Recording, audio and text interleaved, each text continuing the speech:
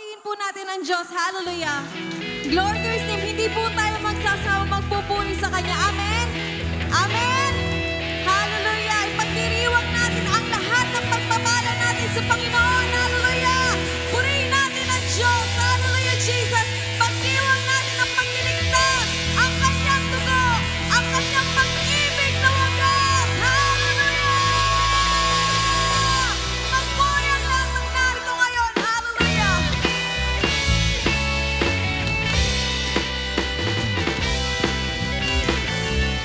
Purihin natin ang Diyos na buhay. Hallelujah.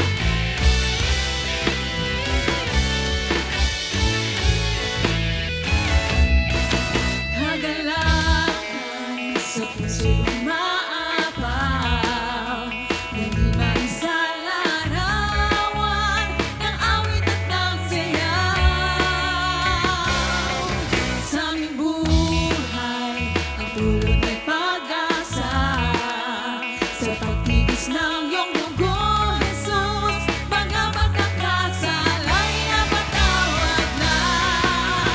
Pinagdiriwang namin ang iyong pagliligtas. Biyaya ng iyong kahabagan at pag-ibig mo wagas. Pinagdiriwang namin ang tagumpay mo sa krus. Pinagdiriwang ka namin, O Jesus. Hallelujah! Purihin natin ang Diyos na buhay, Diyos na kilala sa lahat. Sama-sama tayong umawit.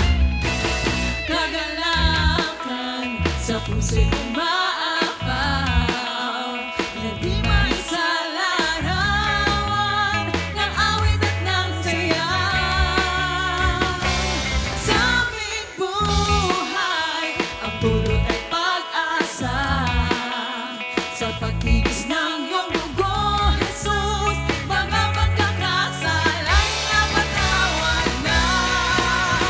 Pinagdiriwang namin ang iyong pagliligtas. Hallelujah!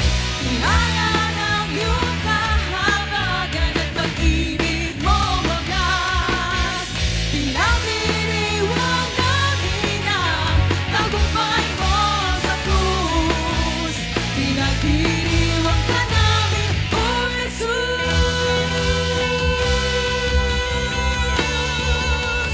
Pinagdiriwang ka, hallelujah. Pagdiwang natin ang ating Panginoon, hallelujah. Kay sarap magpuri sa Kanya, amen. Tutuloy natin siyang papurihan, awitan sa ating puso at buhay. Pinagdiriwang ka, O Diyos, walang katulad talaga. O manunubos ko, mahal kita. Pinagdiriwang ka, pinagdiriwang ka. O Diyos, walang katulad talaga. O manunubos ko, mahal kita. Pinagdiriwang ka, pinagdiriwang ka. O Diyos,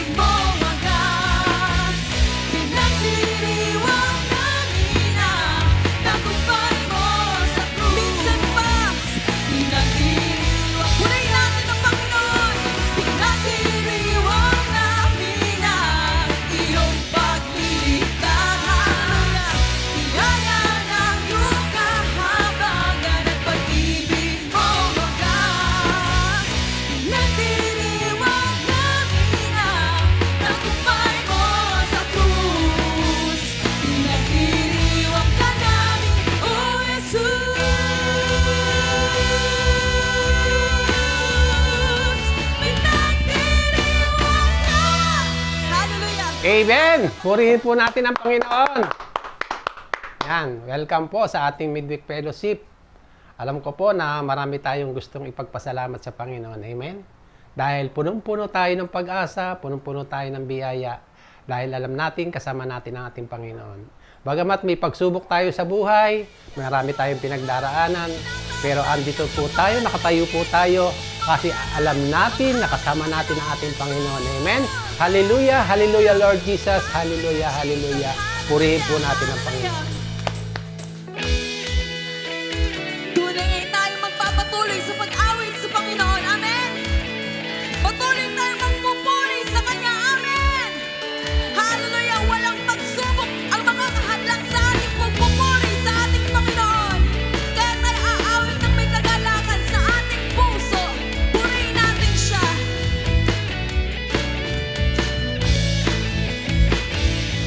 Buhos ang ulan, dumagos at halos malunod na. Umihip ang hangin, pinilit na ako ay tumbang.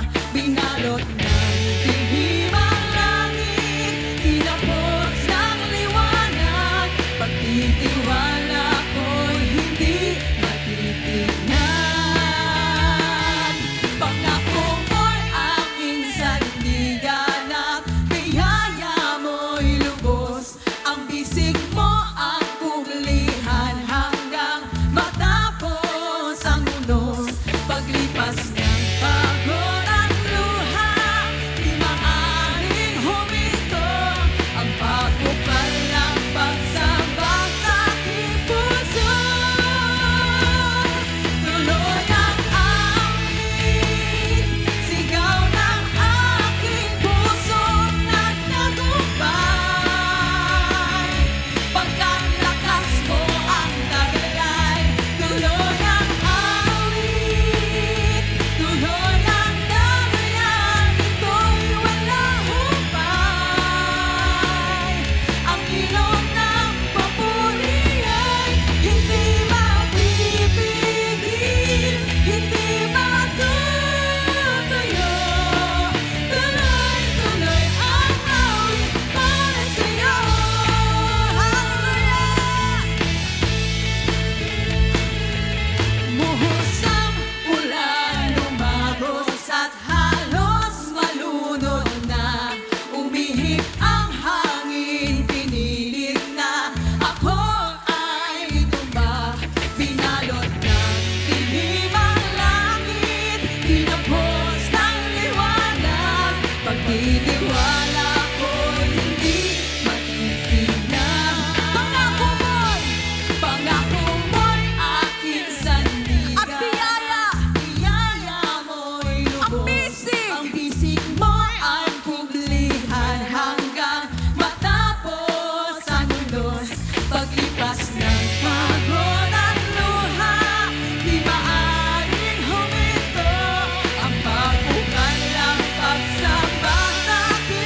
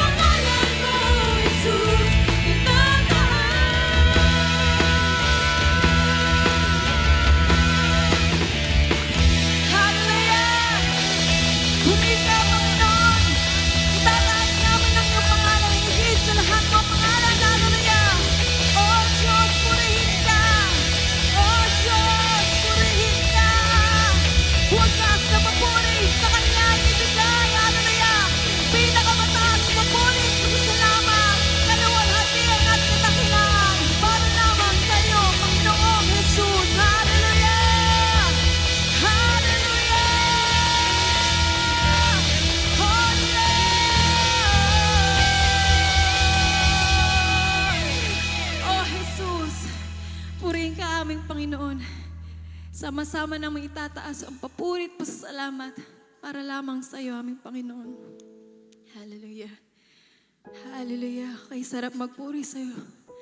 Kay sarap pumalakpak, umawit ng buong puso, ng buong buhay. Salamat, O Diyos, sa kagalakan na meron ngayon sa puso at buhay namin. Salamat, Panginoon, sa kapayapaan. Salamat, Jesus, sa pag-ibig. Patuloy nga, aawitan ka namin ng buong puso, ng buong buhay. Higit sa sapat ang tinatanggap namin mula sa iyo. O Diyos, karapat dapat ka lamang sa pinakamataas na papurit, pasasalamat sa lahat na nagdaan sa buhay namin, Panginoon. Kulang pa yung palakpak, kulang pa yung pag-awit namin. Sa lahat ng pinagpapasalamat namin araw-araw, kulang pa yung buhay namin sa pag-ibig mo, sa dugo mo. Kaya, O Diyos, sa oras na to, wala kami ibang gagawin kundi magpapasalamat sa iyo. Ibabalik namin sa iyo ang pinakamataas na papurit, pasasalamat. Ika'y naging tapat, Panginoon. Ika'y mabuti, hindi ka nagbabago. Sa lahat ng pagkakataon, sa lahat ng pagsubok, nananatiling ikaw yung Diyos na buhay. Kaya, Panginoon, dinggin mo yung aming pagpupuri, ang aming pag-aawit. Salamat, Panginoon, hindi mo kami iniiwan. Maging sino man kami, anuman ang pinagdaanan namin, nandyan ka palagi para sa amin. Sa oras na to, aawitan ka namin, Panginoon, ng buong puso, ng buong buhay. Salamat, Panginoon. Salamat, salamat, O Diyos. Salamat, Jesus. Purihin ka, aming Diyos. Ika'y dakila sa lahat. Ika'y dakila at tapat.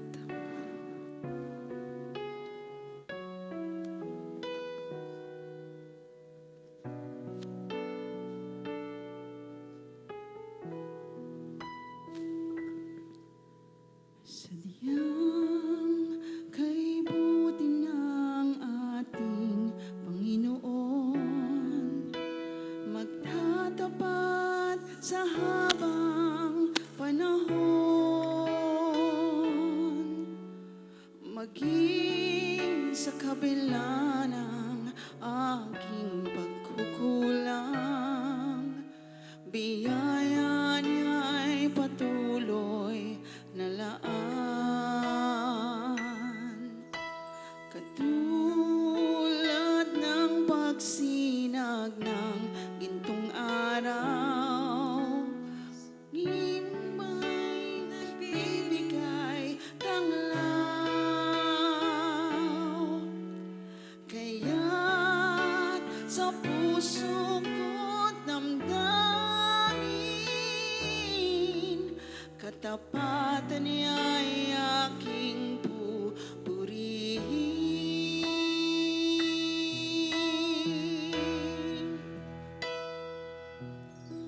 Dakila ka, O Diyos, tapat ka ngang tunay, magmula pa sa ugat ng aming lahi.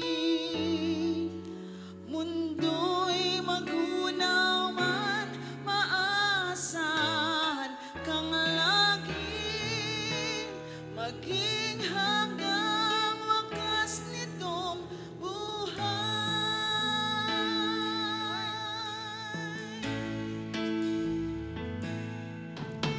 Kaya, O Diyos, ika'y aking pupurihin.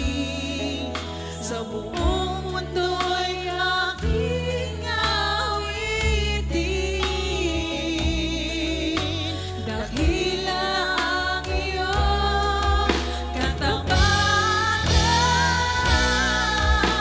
pag-ibig mo'y walang hanggan, walang hanggan. Dakila ka, O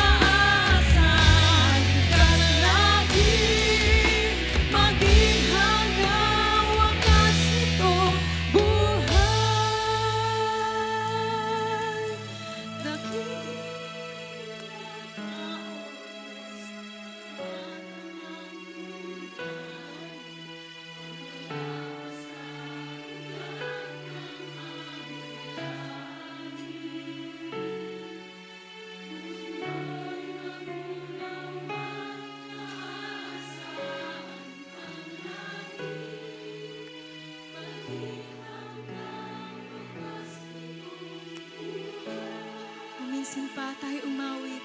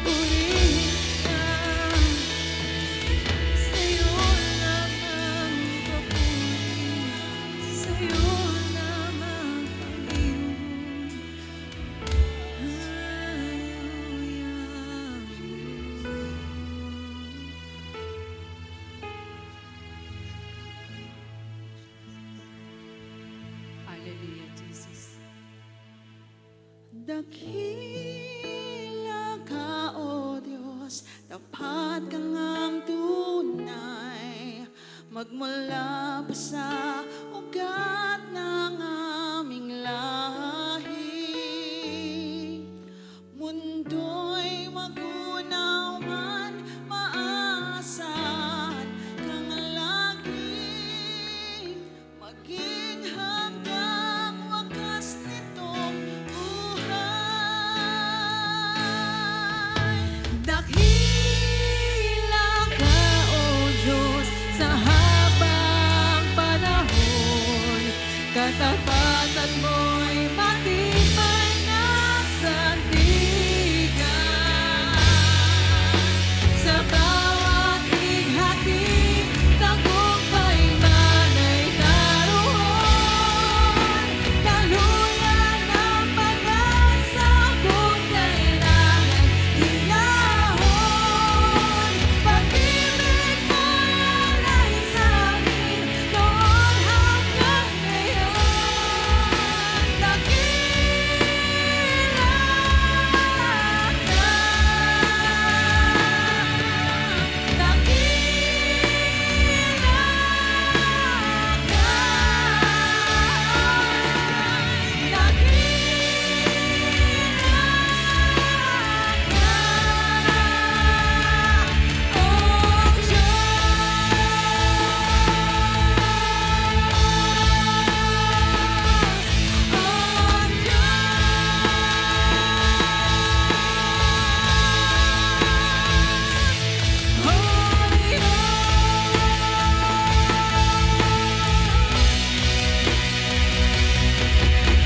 Jesus, sa'yo ang kapurihan, kaluwalhatian ngayon at magpakailanman. Jesus, sa'yo ang haranganan, kapangyarihan ngayon at magpakailanman. Jesus, sa'yo ang kapurihan, kaluwalhatian ngayon at magpakailanman. Jesus, sa'yo ang haranganan, kapangyarihan ngayon at magpakailanman. Ikaw ang tunay na Diyos, Ika'y walang katulad, Ika'y nag-iisa, Ikaw lamang walang iba. Sa'yo ang aming awit, dinggin ang aming tinig, isisigaw sa buong mundo. Ikaw ang tunay na Diyos, Ika'y walang katulad, Ika'y nag-iisa, Ikaw lamang walang iba. Sa'yo ang awit, dinggin ang aming tinig, isisigaw sa buong mundo. Isisigaw sa buong mundo. Isisigaw sa buong mundo ang kadakilaan mo.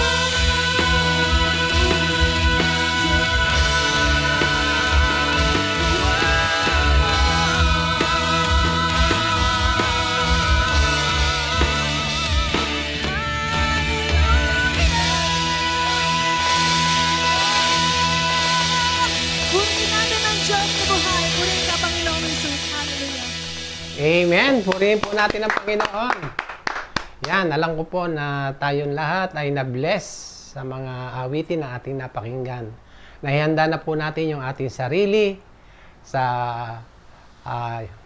pagpupuri natin sa Panginoon at binigyan tayo ng paghahanda sa pakikinig natin ng salita ng Diyos.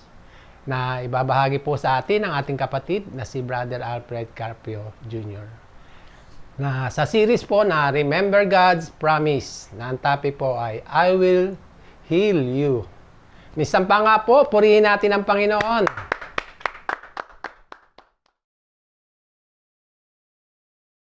Huli nga po, palakpakan po natin si Jesus Christ. Glory to you, Lord. Praise you, Lord. Dakila ka, Panginoon. Ikaw po na naghahari at na patuloy na karapat dapat sa lahat na papuri, pagsamba at pagdakila. Glory to you, Lord. Praise you, Jesus. Patuloy po tayo na tumuon sa ating pong Panginoon. Taon po natin ating sarili sa pakikinig ng kanyang mga salita. Sa pagpapatuloy po ng ating serye, Remembering God's Promise, ang magiging topic po natin sa araw po na ito, I will heal you. Isa pong pangako na mapanghahawakan po ng mga anak ng Diyos. Sabi po sa Exodo 15:26, ang sabi niya, kung ako ay buong puso ninyong susundin, kung gagawin ninyo ang matuwid at susundin ang aking kautusan at mga tuntunin, hindi ko ipararanas sa inyo ang alinman sa mga sakit na ipinadala ko sa Ehipto. Akong si Yahweh ang inyong manggagamot. Sa atin po na nakikinig, maaari po na dumadating po yung pagkakataon na tayo po ay nakararanas ng iba't ibang karamdaman o sakit. At ito po ay nangyayari maging po sa mga anak ng Diyos. Ngunit may mga pangako po tayo na mapanghahawakan. At isa na nga po yan na tayo po ay merong dakilang manggagamot. At nandun po yung pangako na anumang sakit ay kaya po niyang pagalingin. Kailangan lang po na maunawaan po natin ano po ba yung sinasabi ng salita ng Diyos tungkol po sa pangako na kagalingan or healing. Sabi rin po sa Deuteronomio 7:15, ilalayo niya kayo sa mga karamdaman. Alinman sa mga sakit na ipinaranas sa mga Ehiptyo ay hindi niya padadapuin sa inyo, kundi sa inyong mga kaaway. Amen. So yung iba po na pag mababasa po ito, maari po ang maisip po natin ay yung nung pagkakataon po na niligtas ng Panginoon yung bayang Israel mula sa pagkaalipin sa Ehipto at dahil po naging matigas ang ulo ng Paraon at ayaw po niyang palayain ang mga Israelita, ay nagpadala ng iba't ibang salot ang Panginoon.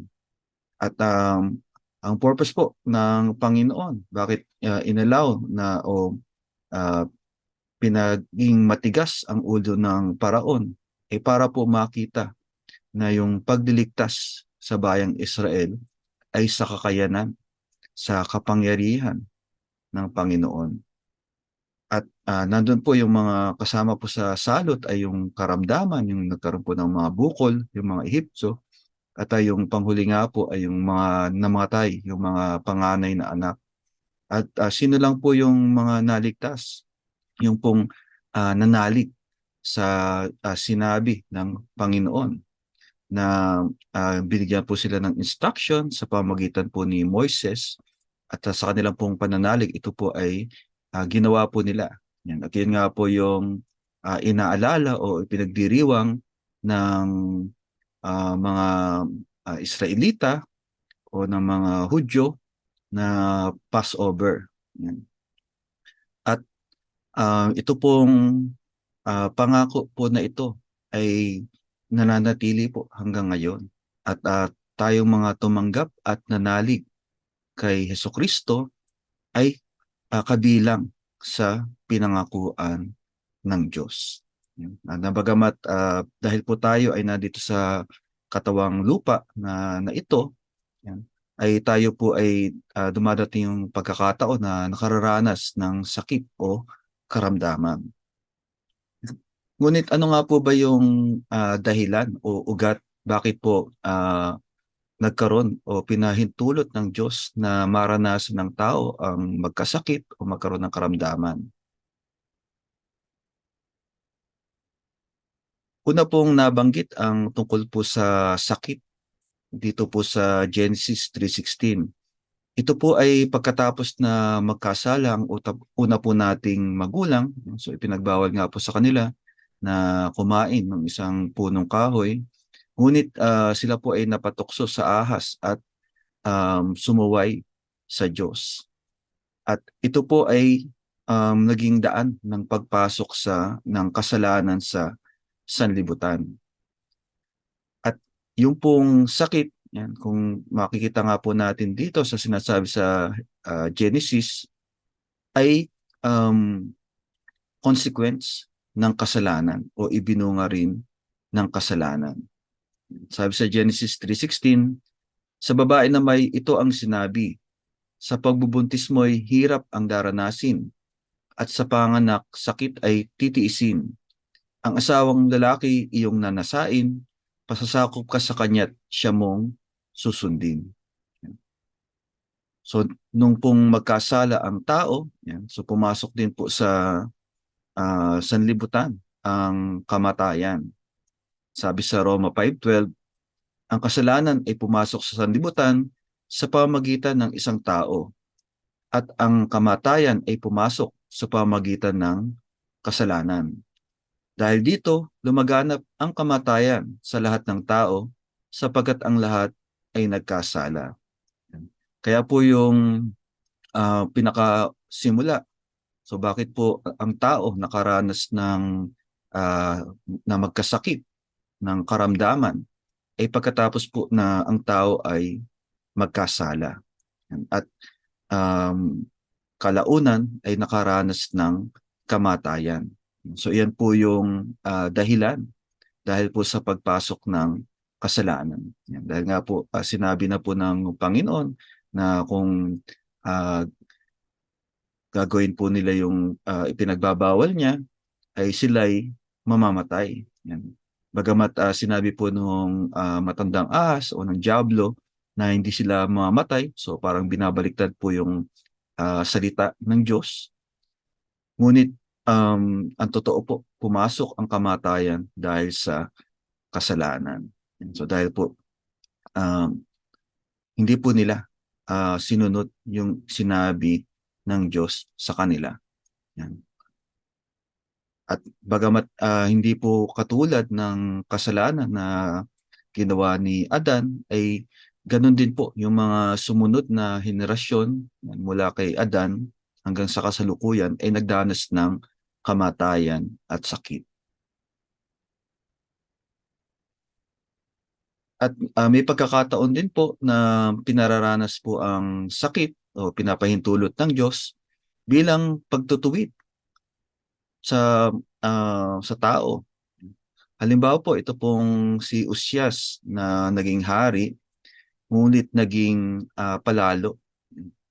Sabi sa ikalawang Kronika 26:16, subalit nang maging makapangyarihan si Uzias, naging palalo siya ng siyang dahilan ng kanyang pagbaksak.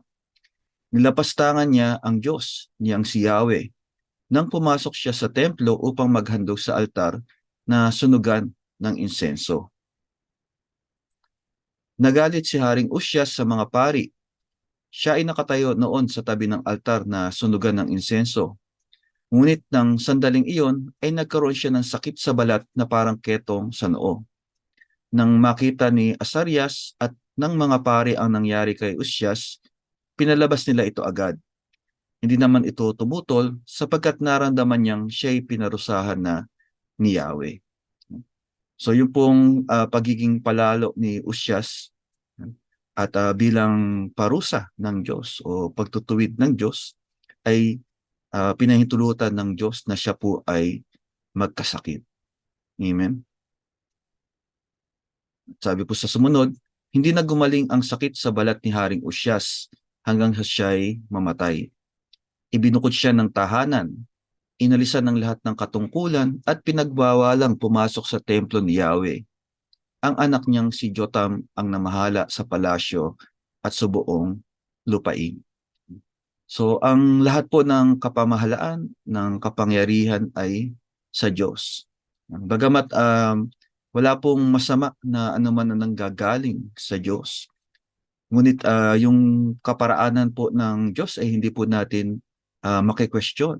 Yan. So sa pagkakataon nga po na ito ay pinaranas po o pinahintulot ng Diyos na yung si Haring Usyas ay magkasakit dahil po sa kanyang kapalaluan. At ito naman po yung sa Daniel ay binabanggit naman po yung nangyari kay Haring Nebuchadnezzar, na naging palalo rin. Amen. Naging mayabang. Dahil nga po siya ay naging makapangyarihang hari. Sabi po sa Daniel 4:30 to 32, sinabi niya, talagang dakila na ang Babylonia. Ako ang nagtatag nito upang maging pangunahing lungsod at maging sagisag ng aking karangalan at kapangyarihan. Yan po yung sinabi ni Haring Nebuchadnezzar. So talaga pong kapalaluan yung pinakita po ng hari po na ito. At sabi po sa sumunod, hindi pa siya natatapos sa pagsasalita nang isang tinig mula sa langit ang nagsabi, Haring Nebuchadnezzar, pakinggan mo ito. Aalisin na sa iyo ang kaharian. Ipagtatabuyan ka sa parang at doon maninirahan kasama ng mga hayop. Kakain ka ng damo tulad ng baka. 7 taon kang mananatili sa gayong kalagayan hanggang sa kilalanin mong nasa ilalim ng kapangyarihan ng kataas-taasang Diyos ang kaharian ng mga tao at maaari niyang ibigay ito kanino man niyang naisin. So dapat po maunawaan po natin na lahat po ng kapamahalaan, yan, so pati po yung mga namamahala sa gobyerno, ay nandyan po sa katungkulan dahil din po sa kapahintulutan ng Diyos. So hindi po ito dahil sa kakayanan ng tao. Amen? So ang Diyos po yung nagtatag ng bawat pamahalaan at ayon po sa ibig ng Diyos kung sino po yung mahalal o mailagay sa isang katungkulan. Lamang dapat po maunawaan ng mga nasa katungkulan na sila ay nasa ilalim ng kapamahalaan din ng Diyos. Amen. Na kilalanin, na marapat na kilalanin po nila yung kapangyarihan ng kataas-taasang Diyos.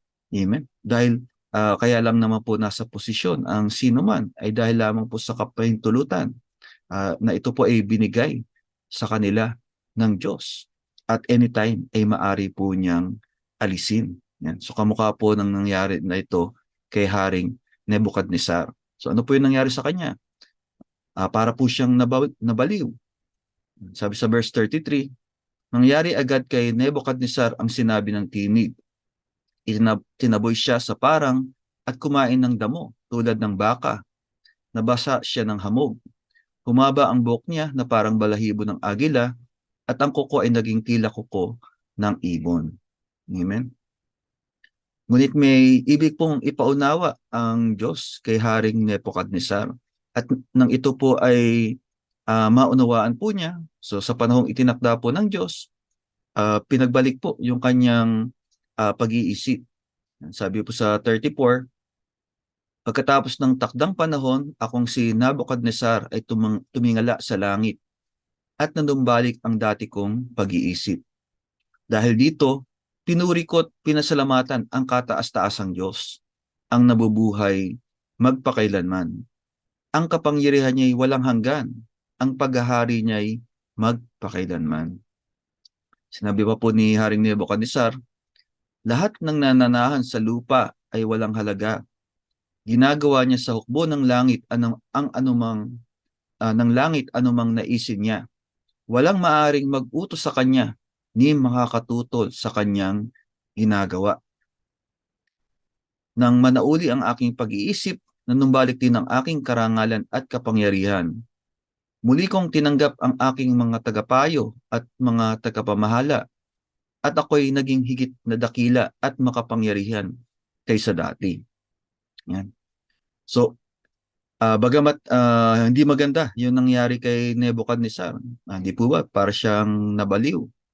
Pero nung makilala po niya yung kadakilaan ng Diyos, so pinanumbalik po yung kanyang pag-iisip, pinanumbalik po yung kanyang karangalan, kapangyarihan, at ano po yung nangyari kay Nebuchadnezzar nang siya'y pakitaan po nung kagandahang loob ng Diyos. Naging palalo po ba uli siya? Sabi po sa 37, kaya akong si Nebuchadnezzar ay nagpupuri ngayon at nagpapasalamat sa hari ng kalangitan, sapagkat lahat ng gawa at tutunin niya ay matuwid at makatarungan. Ibinabaksak niya ang mga palalo. Amen? So nirecognize po ni Haring Nebuchadnezzar yung kapangyarihan, yung authority, yung karangalan ng Diyos. Amen? Kaya may maganda rin pong naidulot kay Nebuchadnezzar yung nangyari po sa kanyang pagkakasakit. Amen? Kaya suriin din po natin ano yung layunin, ano po yung purpose ng Panginoon. Bakit may pagkakataon na pinahihintulot niya na tayo po'y makaranas ng karamdaman.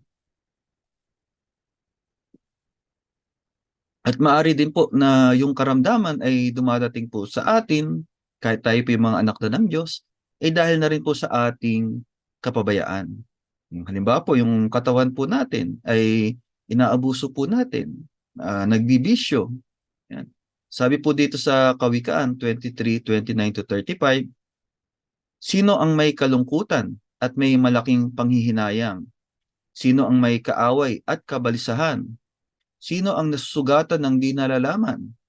At sino ang may matang pinamumulahan? Sino pa kundi ang sugapa sa alak at ang nagpapakalango sa masarap na inumin?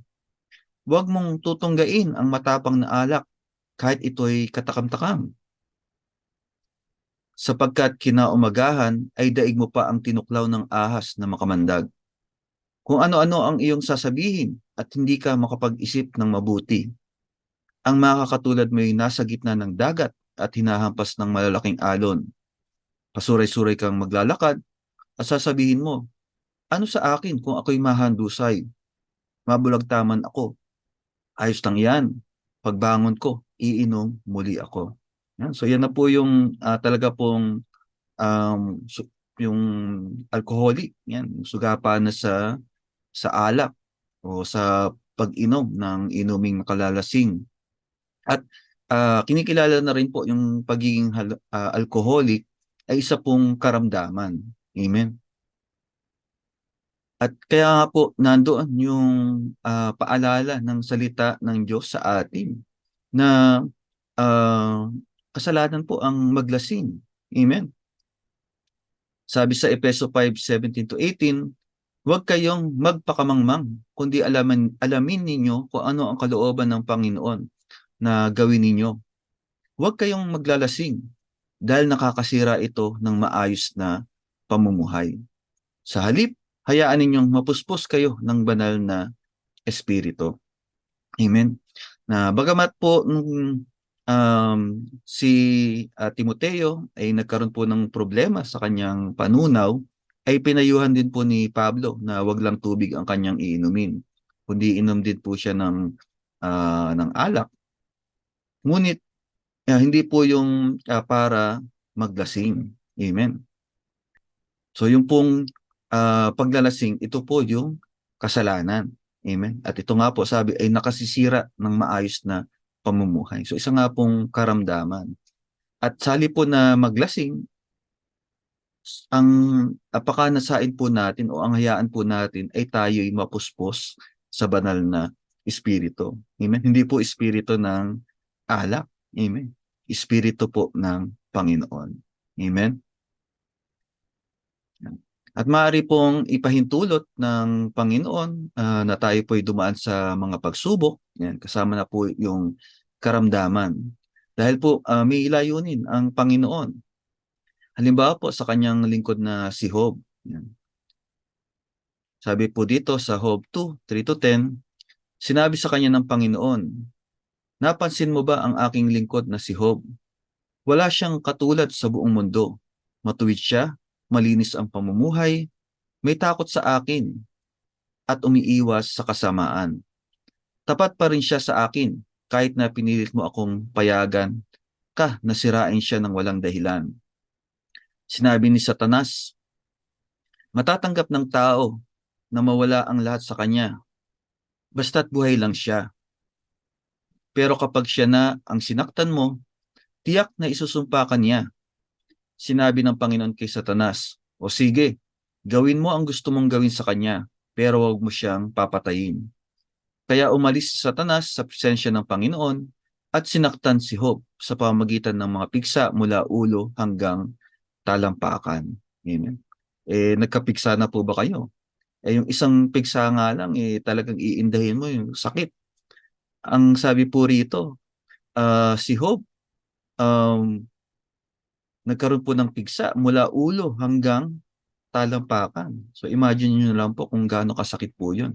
At hindi lang po ito yung naranasang pagsubok ni Job. At ito nga po yung karamdaman, yung sakit, yung pagsubok na pinagdaanan ni Job ay lalang ng kaaway ni Satanas. Bagamat nandun po yung kapapahintulutan ng Diyos, ngunit tapat po ang Diyos sa kanyang pangako na hindi niya pahintulutan na tayo subukin ng hindi natin makakaya. Yan. At yan nga po yung nangyari kay Job. Sa bagamat pinahintulot na siya po ay subukin, ngunit hindi po siya nagkasala. Amen. Nung nga po na nakita po siya yung kanyang asawa, ay nandun na pinagsabihan pa siya na sumpain niya na ang Diyos.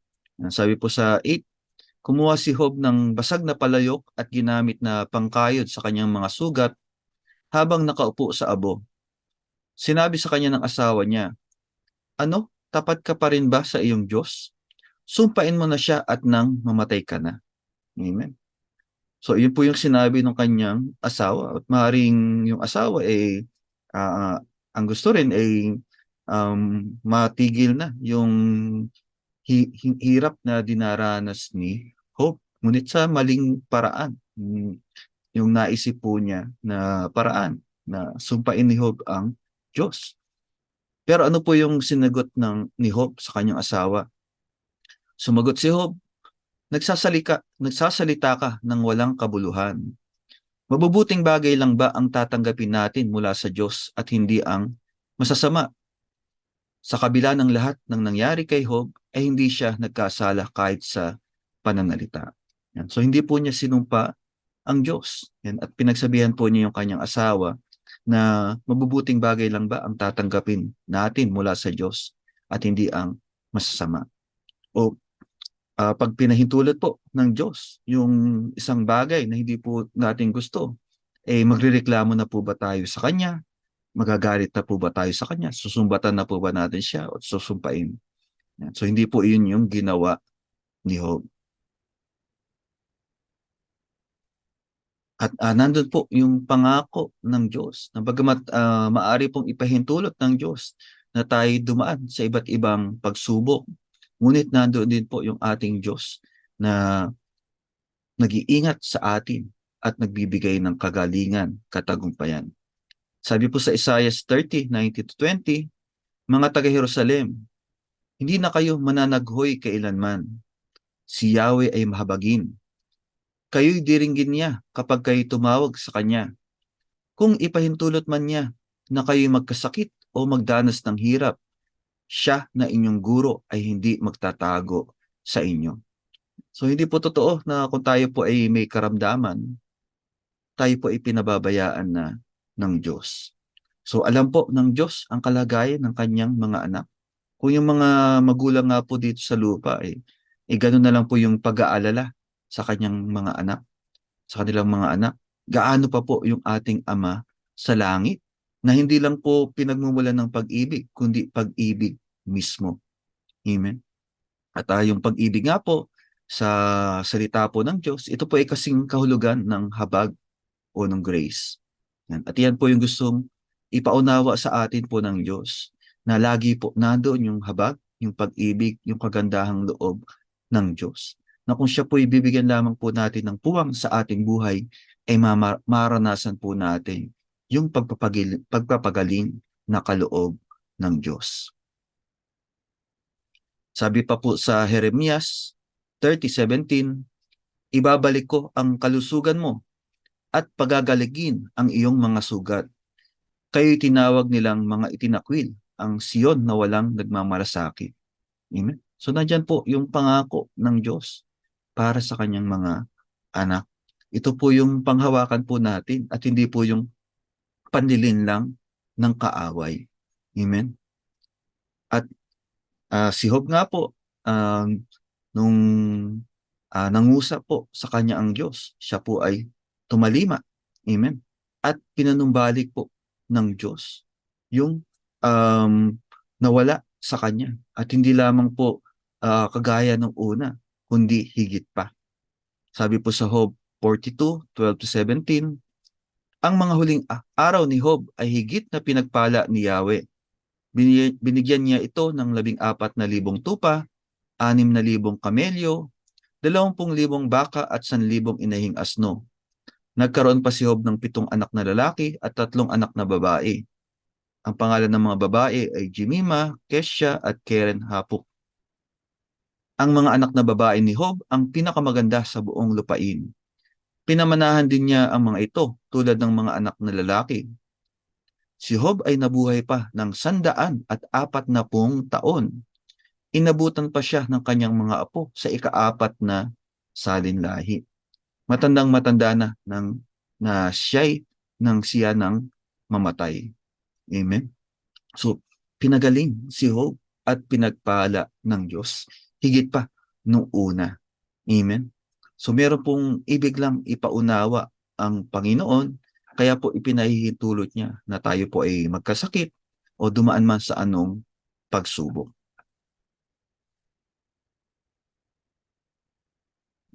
At ito pa po yung pangako ng Panginoon na doon po sa ibig pong magkaanak. Yan. So wag po tayong masiraan ng loob. May pangako po ang Diyos. Sabi po sa Deuteronomio 7:14, pagpapalain niya kayo ng higit sa alinmang bansa, walang magiging baog sa inyo, maging tao o maging alagang hayop man. Amen? So maari pong pamilyar na po tayo nung ang Diyos po ay nangako sa kanyang lingkod na si Abraham, na si Abraham po ay magiging ama ng maraming bansa. Lamang, meron pong isang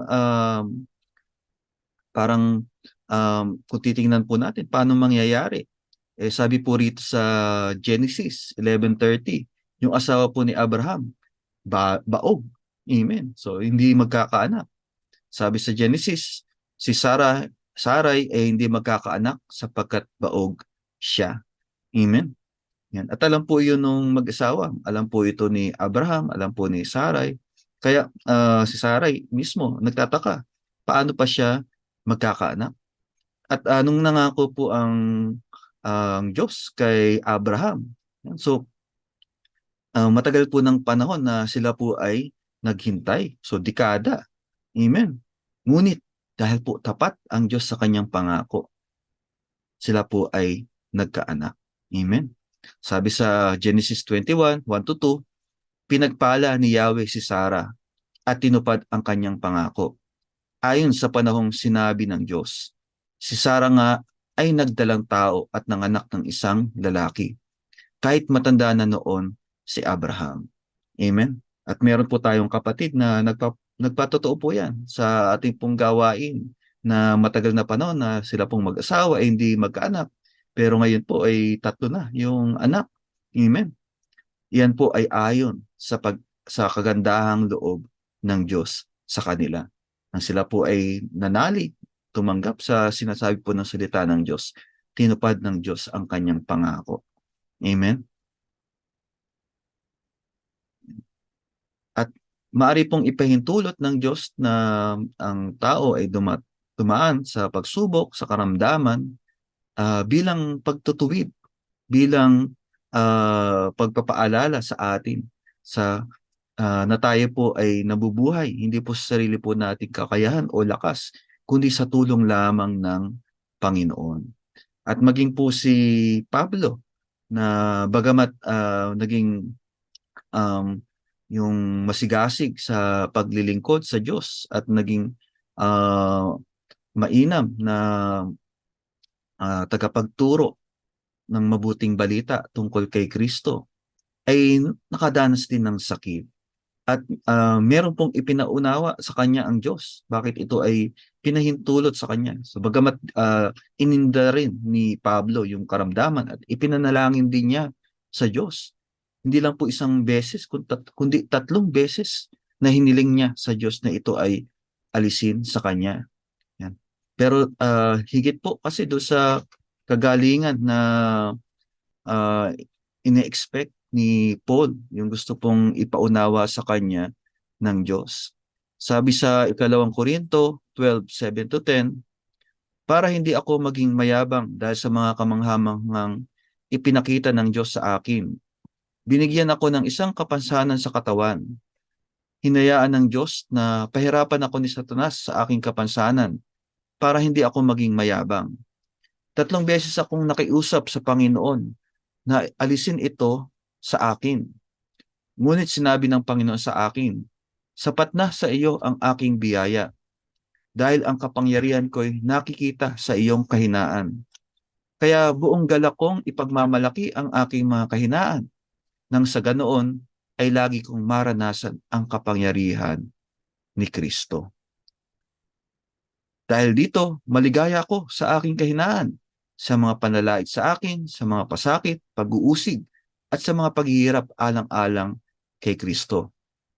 Sapagkat kung kailan ako mahina, saka naman ako pinalalakas ng Diyos. Amen. So totoo po, nagdanas ng sakit, ng karamdaman si Pablo, ininda po niya karamdaman, ipinanalangin po niya, hindi po inalis ng Diyos yung sakit, pero may ipinaunawa po sa kanya, may ipinaranas po ang Diyos sa kanya, na higit po doon sa kagalingang pisikal. At iyan nga po, yung kaligayahan na alam po niya na yung buhay po niya ay sa Diyos. Amen. At yung kalakasan, yan, so sa kabila po ng karamdaman, siya'y patuloy na pinalalakas ng Diyos. Amen.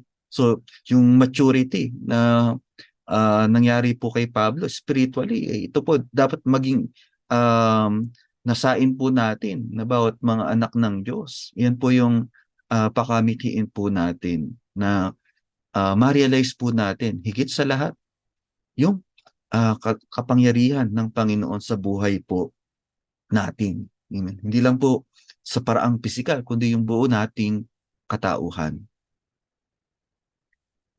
At sabi nga po ni Santiago sa kanyang sulat, mga kapatid, magalak kayo sa tuwing dumaranas kayo ng mga pagsubok, sapagkat alam ninyong nagdudulot ito ng katatagan sa inyong pananampalataya. Amen. Kasi po may gusto po ang Panginoon na tayo po ay maging ganap katulad po ni Jesus Christ. Amen. At ang kaparaanan po ng Diyos, hayaan po natin na mangyari sa buhay po natin. Yan. So hindi man po natin maunawaan kaagad bakit ganito yung nangyayari, bakit pinapahintulot ng Diyos na ako'y dumaan sa pagsubok. Pero pagtiwalaan po natin ang Panginoon. So may layunin po, may purpose po ang Panginoon. Bakit niya pinapahintulot? At hindi nga po tayo iniiwanan ng Diyos. Hindi po magtatago ang Panginoon sa atin. At ang sa tingin ko na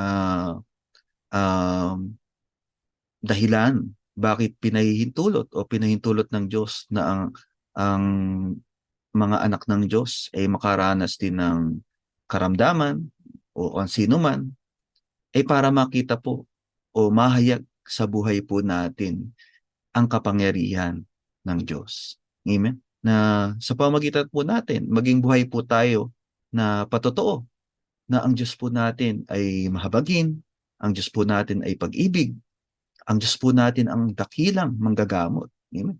So paano mo nga mararanasan yung pagpapagaling na kaloob ng Diyos kung hindi mo naman naranasan na magkasakit? Amen.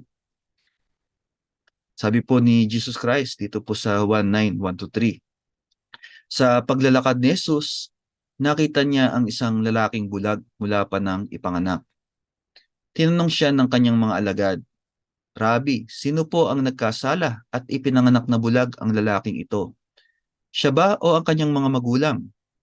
Sumagot si Jesus, ipinanganak siyang bulag hindi dahil sa nagkasala siya o ang kanyang mga magulang, kundi upang mahayag ang kapangyarihan ng Diyos sa pamagitan niya. Amen? So, totoo po, yung um, sakit, yung kamatayan, pumasok dahil sa kasalanan, pero may yung pong masama na bagay, kaya pong gamitin po ito ng Diyos para sa mabuti. Halimbawa po yung karamdaman, maari pong masama yung um, dulot ng karamdaman. Amen.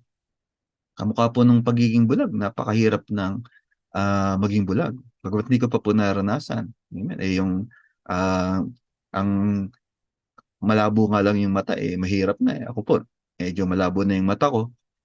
Gaano pa po kung ang isang tao ay bulag. Amen. At nandun nga yung pagtatanong ng mga alagad po ni Jesus Christ, dahil ba yun sa kasalanan ng magulang o sa kasalanan ng lalaking bulag? Amen. Pero iba po yung sinabi ng Panginoon, hindi dahil sa kasalanan, kundi upang mahayag ang kapangyarihan ng Diyos sa pamagitan niya. Amen. Kaya may iba't ibang purpose po bakit ipinahintulot ng Diyos na ang tao ay magkasakit. Amen. So yung pong nangyari nga po doon sa lalaking bulag, yan. So paano po nahayag yung karangalan po ng Diyos? Nung ma-encounter po niya si Jesus Christ, siya po ay kanyang pinagaling. Amen. Na talaga pong nandun yung pangako ng Diyos na kagalingan. Amen. At ganun din po, ministeryo po ng Panginoon nang siya po ay nandito pa sa lupa ay ang magpagaling ng mga may sakit. Sabi sa Mateo 4:23, nilibot ni Jesus ang buong Galilea. Nagtuturo siya sa mga sinagoga at ipinapangaral ang magandang balita tungkol sa paghahari ng Diyos. Pinapagaling din niya ang lahat ng uri ng sakit at karamdaman ng mga tao. At lahat ng lumapit po sa kanya, wala po siyang itinaboy. At anuman yung karamdaman, ito po ay kanyang pinagaling. Amen? Kaya ano po kapatid ang karamdaman na meron ka? Ito po ba ay karamdamang pisikal? Ito ba ay karamdamang emosyonal? Ano man pong uri ng karamdaman ito ay kayang-kayang pagalingin ni Jesus Christ. Amen? Sabi po sa Isaiah 53:4-5, tunay ngang inalis niya ang ating mga kahinaan. Pinagaling niya ang ating mga karamdaman.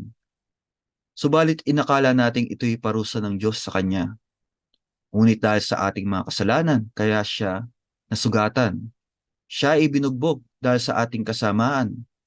Tayo ay gumaling dahil sa pahirap na dinanas niya at sa mga hampas na kanyang tinanggap. Amen? So, ang Panginoon po naparito sa lupa. Yan, hindi lang po para mangaral, hindi lang po para magturo, kundi para po tayo ay makasumpong ng kagalingan at kapatawaran sa ating mga kasalanan. At ano po yung pinambayad ng Diyos? Ano po yung ginawa po ng Diyos para ito ay mangyari sa atin? Inalay po niya yung kanyang buhay. Naparito po siya, hindi lang po para magkatawang tao, kundi para maging alipin, magpakasakit sa krus hanggang kamatayan. Nang tayo po ay makasumpong ng kagalingan in Jesus' name. Amen? Sabi sa 1 Pedro 2:23-24, inunsulto siya, pero hindi siya gumanti ng insulto. Pinahirapan siya, pero hindi siya nagbanta. Ipinagkatiwala niya ang lahat sa Diyos na humahatol ng makatarungan. Si Kristo ang umako sa mga kasalanan natin nang ipako siya sa krus para iwanan na natin ang buhay ng makasalanan at mamuhay ng matuwid. Dahil sa mga sugat niya, gumaling tayo. Amen. So hindi po simple yung ginawang pagpapakasakit ng Panginoon para sa atin. Para po yung pangako ng Diyos na kagalingan ay maranasan ng mga anak. Lahat ng tumanggap at nanalig kay Jesus Christ, binigyan ng karapatang maging anak ng Diyos. At makiklaim po natin yung kagalingan in Jesus' name. Amen? So paano po tatanggapin ang kagalingan? Sabi po sa Marcos 2:17, so si Yesu Kristo po ang nagsasalita po rito, narinig ito ni Jesus kaya't siya ang sumagot. Hindi nangangailangan ng manggagamot ang walang sakit, kundi ang may sakit. Naparito ako upang tawagin ang mga kasalanan, hindi ang mga matawid. Amen? So tulad po sa kaso ng salvation, ng kaligtasan. Yan. So kung inisip po natin na tayo ay matuwid na sa harapan ng Diyos, apart from Jesus Christ, hindi nga po natin masusumpungan yung pagpapawalang sala na kaloob ng Diyos. Kasi iisip mo, matuwid ka na eh. Bakit pa ako lalapit kay Jesus Christ? Gayun din po, paano maranasan yung kagalingan kung hindi mo aaminin na ikaw ay merong karamdaman o meron kang iniindang sakit. Yan, ito man po ay physical, ito man po ay emotional. Yan. So hindi man po ibig sabihin na yayakapin mo yung karamdaman. Amen.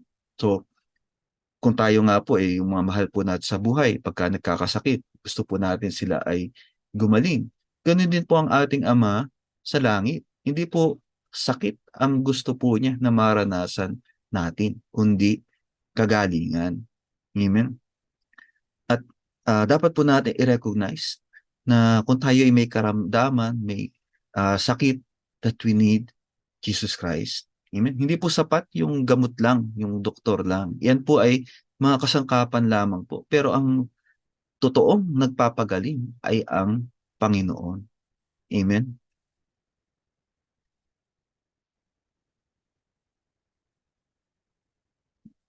Kailangan din po na i-recognize po natin who Jesus is. Ano yung authority na ibinigay sa kanya ng Ama. Amen. So hindi lang po siya isang mabuting tao, hindi lang po siya isang guro o mabuting guro. Siya po ang anak ng Diyos. Amen. Diyos mismo. Amen. At sa kanya po ibinigay yung kapamahalaan, lahat ng kapamahalaan ng Ama sa langit at sa lupa. Amen. Kaya po nung minsan meron pong may sakit na dinala doon sa mga alagad hindi po nila napagaling. So parang nagduda na siguro yung magulang ng bata papagaling pa ba nila yung anak niya. Dinala na kay Jesus Christ pero parang may doubt pa rin Kasi tingnan po natin yung pag-uusap po nila. Sabi sa Marcos 9:20-27, dinala nga nila ang bata sa kanya. Nang si Jesus ay makita ng Espiritu, biglang pinangisay nito ang bata. Ang batay natumba sa lupa at gumulong-gulong na bumubula ang bibig. Kailan pa siya nagkaganyan? Tanong ni Jesus sa Ama. Simula pa po nung maliit siya, tugon niya. Yan, so yung karamdaman po ng bata para pong epilepsy. Yan, so kung titingnan po natin yung mga simptomas ng sakit. Gusto po siyang patayin ng masamang espiritu. Madalas inihahagis po siya nito sa apoy at itinatapon siya sa tubig. Subalit kung may magagawa kayo, kami po ay kaawaan at tulungan ninyo. So tingnan po natin yung sinabi nung ama ng bata. So bagmat lumapit kay Jesus Christ sa mga alagad, pero may doubt. Ano yung doubt niya? Sabi, kung may magagawa kayo. So hindi pa niya sigurado kung may magagawa si Jesus Christ. Ano sinabi sa kanya ng Panginoon? Verse 23. Kung may magagawa ako, tanong ni Jesus, mangyayari ang lahat sa sino mang may pananampalataya. Amen? So, kaya-kaya pagilingin ni Jesus Christ anuman yung karamdaman. At totoo po, pinakita po niya. Yan. So ito po, sabi rito sa 24, agad namang sumagot ang ama ng bata. Naniniwala po ako, tulungan po ninyo akong madagdagan pa ang aking pananampalataya. Nang makita ni Jesus na dumadami ang mga tao, sinabi niya sa masamang espiritu, inuutusan kita, espiritu ng pagkapipi at pagkabingi, lumabas ka sa bata at huwag ka nang babalik sa kanya. Amen? Nagsisigaw ang masamang espiritu, pinangisay ang bata at saka lumabas. Nagmistulang bangkay ang bata, kahit sinabi ng marami, patay na siya. Ngunit ang bata'y hinawakan ni Jesus sa kamay, ibinangon at ito'y tumayo. Amen? So, kayang-kayang pagalingin anuman po yung karamdaman na meron tayo. Huwag ka nang magduda, magtiwala ka kay Jesus Christ. Amen? May isa naman po na um, naniniwala. Ayan, lumapit kay Jesus Christ, isang ketongin na naniniwala naman na siya'y kayang pagalingin ni Jesus Christ. Pero ano po yung doubt niya? Ibig kaya akong pagalingin ng Panginoon? Amen? So baka ganun naman po yung kaso po natin, na naniniwala po tayo, nagtitiwala po tayo na mapangyayari po ng Diyos ang lahat ng bagay, na mapagagaling po ng Panginoon, ano man yung karamdaman. Pero inisip po natin, baka ayaw naman akong pagalingin ni Jesus Christ. Kasi ganito ako, o ganito yung mga nagawa ko. Ano po yung sinabi ni Jesus Christ do sa tao na iyon po yung iniisip? Sabi sa Mateo 8:20, Mateo 8:2-3, lumapit sa kanya ang isang taong may ketong. Lumuhod sa harapan niya at sinabi, Panginoon, kung nais po ninyo, ako'y inyong mapapagaling at magagawang malinis. Hinawakan siya ni Jesus at sinabi, Oo, nais ko. Maging malinis ka. Gumaling at luminis nga agad ang ketongin. Amen? So kung may karamdaman po tayo, ang ibig po ng Diyos tayo ay gumaling. Kung sa tao nga, sa kapwa po natin, ibig po natin mabuti, kagalingan. Higit po na ang ibig po ng Diyos, mabuti. Amen? Kaya nga po binigay niya si Jesus Christ. Amen? Yung pinakamahalaga sa Ama, ibinigay niya para sa atin, para makasumpong po tayo ng kagalingan. Yan. At napakahalaga po. Yan. So, yung pananalig. Amen? So, lagi po nung pinabanggit po ni Jesus Christ, yung mga lumalapit sa Kanya, na yung kahalagahan po ng pananalig. Yan. Halimbawa po, yung babae po na inaagasan, yan, so dinurugo. Yan. At yung pananampalataya nga po niya, mahawakan ko lamang yung laylayan ng damit ng Panginoon, ako ay gagaling. Amen. At nagkaroon po ng pagkakataon yung babae po na ito, yan, at kahit po hinang-hina na, yan, dahil sa kanyang karamdaman, nakipagsiksikan para makalapit kay Jesus Christ at mahawakan yung laylayan ng kanyang damit. At nung nahawakan nga po ito ng babae, siya po ay gumaling. Yan. At ano po yung sumunod? Sabi rito sa Marcos 5:32-34, subalit lumingon-lingon si Jesus upang tingnan kung sino ang humipo sa damit niya. Palibhasa ay alam ng babae ang nangyari. Siya'y nanginginig sa takot na lumapit kay Jesus. Nagpatira pa at ipinagtapat ang buong katotohanan. Subalit sinabi sa kanya ni Jesus, Anak, pinagaling ka na ng iyong pananampalataya. Umuwi ka na at ipanatag mo ang iyong kalooban. Ikaw ay magaling na. Amen? So yung pong kagalingan, yan. So tanggapin po natin sa pamamagitan ng pananalig. Amen? So yan po yung ibig ng Panginoon, that we receive His grace, kasama po dyan yung pagpapagaling na kaloob ng Diyos sa pamamagitan ng pananalig kay Jesus Christ. Amen? Yan. At ito pong pagpapagaling sa mga may sakit, yan, so ay ibinigay din po niya yung authority sa mga alagad. Yan. So sa mga mananampalataya in general. Yan. At bagamat ang nagpapagaling pa rin ay si Jesus Christ. Amen. Sabi po sa Marcos 16:17-18, ang mga sumasampalataya ay bibigyan ng kapangyarihang gumawa ng mga himala. Sa pangalan ko'y magpapalaya sila ng mga demonyo at magsasalita ng iba't ibang wika. Hindi sila mapapahamak kahit tumampot man dumampot sila ng ahas o makainom ng lason, at gagaling ang mga may sakit na papatungan nila ng kamay. Amen? So yung kagalingan po in Jesus' name. Amen? So nandun po yung tanda na ibinigay po sa mga mananampalataya. Yan. Kaya exercise po natin yung ating faith. Yan. So kung mayroon pong may karamdaman sa pamilya, so patungan po natin ng kamay. Yan. So panaligan po natin yung kagalingan sa pangalan ni Jesus. Amen? Yan. At napakahalaga po dahil po tayo ay pinagbuklod-buklod bilang isang katawan, bilang bahagi po ng iglesia. Yan. So tayo po ay instrumento rin para daluyan ng biyaya ng bawat isa. Amen? So bilang bahagi po ng iglesia, ano po yung gagawin po natin pagka merong may karamdaman? Sabi po sa Santiago 5:14-16, may sakit ba ang sinuman sa inyo? Ipatawag ninyo ang matatandang pinuno ng iglesia upang ipanalangin siya at pahiran ng langis sa pangalan ng Panginoon. Pagagalingin ng Diyos ang may sakit dahil sa panalangin may pananampalataya. Palalakasin siyang muli ng Panginoon.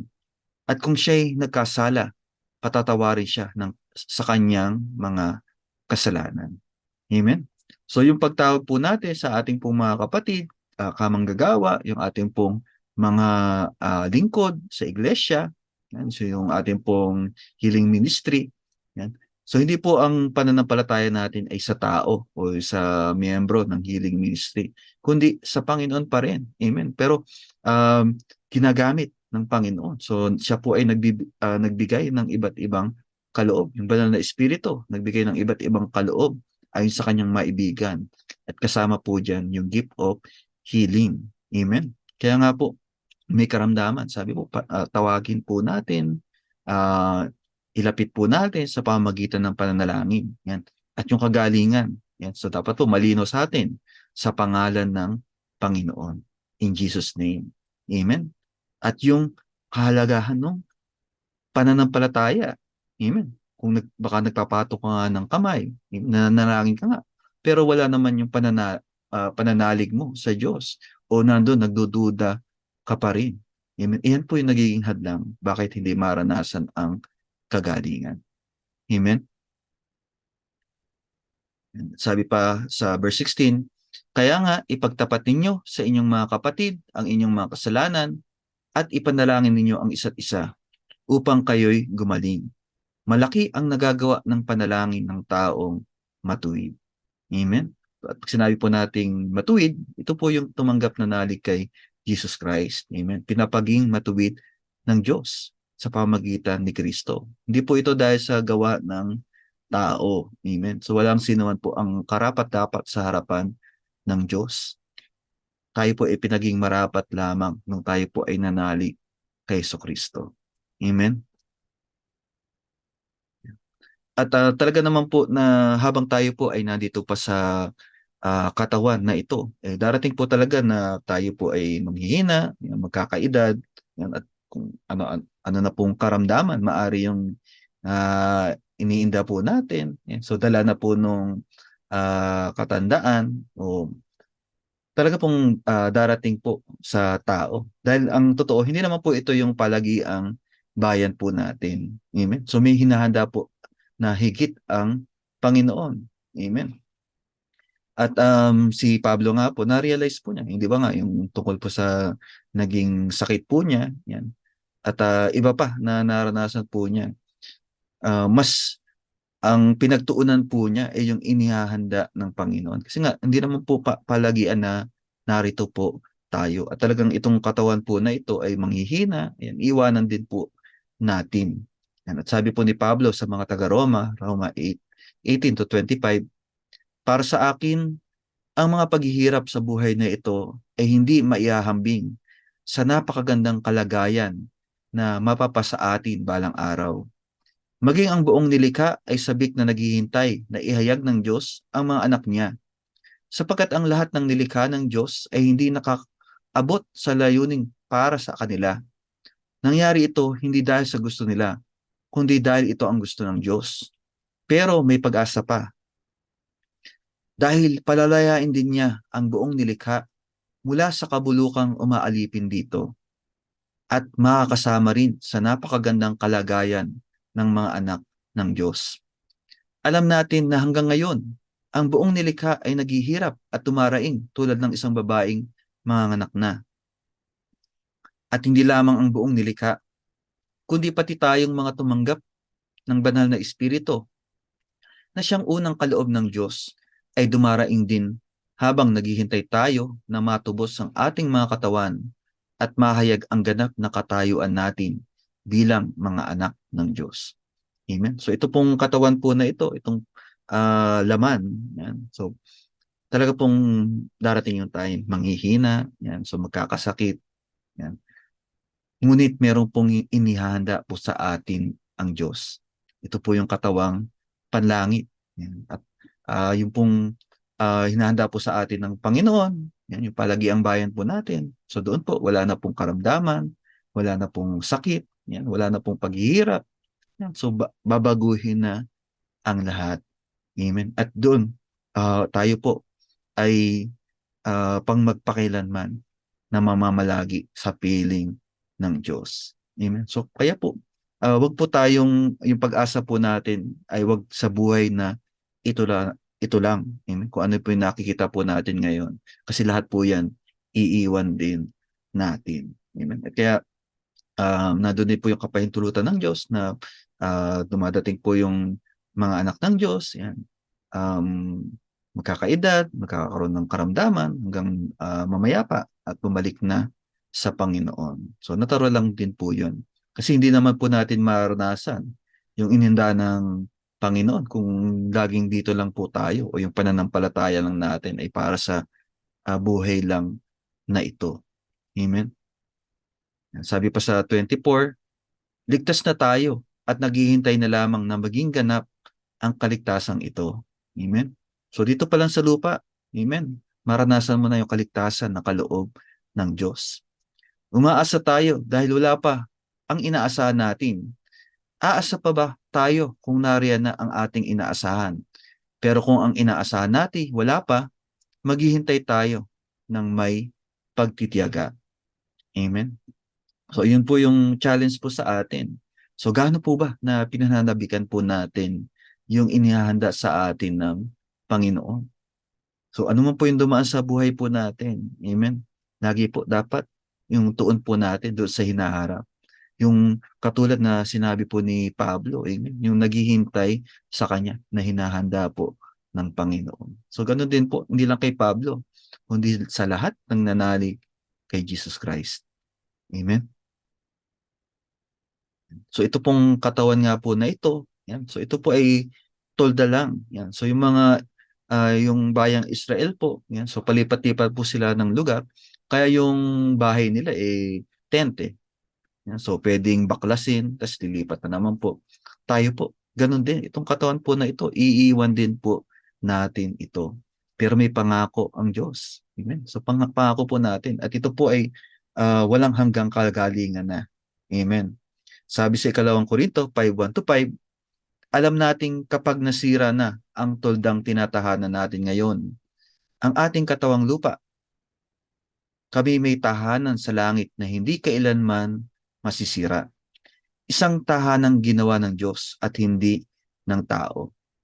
Dumaraing kami habang kami nasa toldang ito at labis na nananabik sa aming tahanang makalangit, upang kung mabihisan na kami nito, ay hindi kami matagpuang hubad. Habang nakatira pa kami sa tuldang ito, kami naghihinagpis at tumaraing. Hindi dahil nais na naming iwaksi ang katawang panlupa, kundi dahil nais na naming mabihisan ng katawang panlangit. Sa gayon, ang buhay na may katapusan ay mapapalitan ng buhay na walang hanggan. Ang Diyos mismo ang naghanda sa amin para sa ganitong pagbabago at ibinigay niya sa amin ang Espiritu bilang katibayan na ito'y matutupad. Amen? So tapat po ang pangako ng Diyos. Yan. So lahat po ng karamdaman. Yan. So lahat po yan. Darating po yung time. Yan. So wala nang karamdaman. Amen? So bagong katauhan, bagong katawan. Amen? So lahat po babaguhin ng Panginoon. Amen? At sabi po sa 1 Corinto 15:51-58, isang hiwaga ang sinasabi ko sa inyo. Hindi lahat tayo'y mamamatay, ngunit lahat tayo'y babaguhin. Sa isang sandali, sa isang kisap mata, kasabay ng huling pag-ihip ng trumpeta. Sapagkat sa pagtunog ng trumpeta, ang mga patay ay muling bubuhayin at di na muling mamamatay. Babaguhin tayong lahat. Ang ating katawang nabubulok ay papalitan ng hindi nabubulok at ang katawang namamatay ay mapapalitan ng katawang hindi mamamatay. Kapag ang nabubulok ay napalitan na ng di nabubulok at ang may kamatayan ay napalitan na ng walang kamatayan, matutupad na ang sinasabi sa kasulatan, nalupig na ang kamatayan, lubos na ang tagumpay. Nasaan o kamatayan ang iyong tagumpay? Nasaan o kamatayan ang iyong kamandag? Ang kamandag ng kamatayan ay ang kasalanan at ang kapangyarihan ng kasalanan ay nagmumula sa kautusan. Magpasalamat tayo sa Diyos na nagbibigay sa atin ng tagumpay sa pamagitan ng ating Panginoong Hesukristo. Amen? So, nandun po yung kagalingan na pangako ng Diyos. At ito po ay panghawakan natin. So, may iba't ibang kadahilanan po na maari po kaya pinapahintulot ng Diyos na tayo ay dumaan sa sakit o sa karamdaman, ngunit nandun po yung pangako ng kagalingan. Amen? At pagdating po ng panahon, yan, so wala na pong kamatayan, wala na pong sakit, wala na pong pagluha. Tayo po ay bibigyan na ng katawang panlangit. Amen? So iyan po yung higit na panabikan po natin. Kasi po itong katawan po na ito, iiwan din natin. Amen? Nawa po yung napagpala po tayo ng mga salita ng Diyos. Kaya po, bilang mga lingkod, amen, sabi sa 58, kaya nga mga minamahal kong kapatid, magpakatatag kayo at huwag matinag. Maging masipag kayo palagi sa paglilingkod sa Panginoon. Dahil alam ninyong hindi masasayang ang inyong pagpapagal para sa Kanya. Amen? So, magpatuloy po tayo. Hindi po hadlang yung sitwasyon, yung physical na kondisyon o yung pinagdaraanan po natin na pagsubok para tayo po ay makapagpuri sa Panginoon. Amen? Mapasalamatan po natin siya, makilala po natin siya sa ating mga buhay, mahayag po yung kapangyarihan, yung kagandaang loob ng Diyos sa atin. Dahil dumaan man po yung karamdaman, ipahintulot man ng Diyos na tayo magkaroon ng karamdaman o sakit, ngunit nandun po yung kagalingan na nagmumula sa Panginoon. Amen? Pagpalain po tayo ng Panginoon. God bless us all.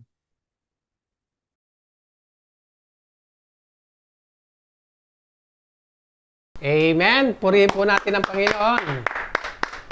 Yan, alam ko po tayong lahat ay napagpala ng salita ng ating Diyos sa ating napakinggan. Tunay nga po na ang salita po ng Diyos ang siya nagbibigay po sa atin ng kalakasan at katatagan. Amen? At ngayon naman po, dadako po tayo sa pag-i-invite ng ating gawain. Gaya po ngayon, Midweek Fellowship. Ginaganap po ito every 6 to 8 p.m. po. At ang ating Youth Fellowship, ginaganap po ito Saturday, 5 to 6:30 p.m. At ang ating Sunday Fellowship, wag po natin kalilimutan, ginaganap po 9 to 11 a.m. At meron din po tayo panghapon kasi dalawa na po tayo session. Ginaganap po ito 2 to 4 p.m. Yan. Siyempre, pastor natin, mahal natin. Community ng lingkod, mahal natin.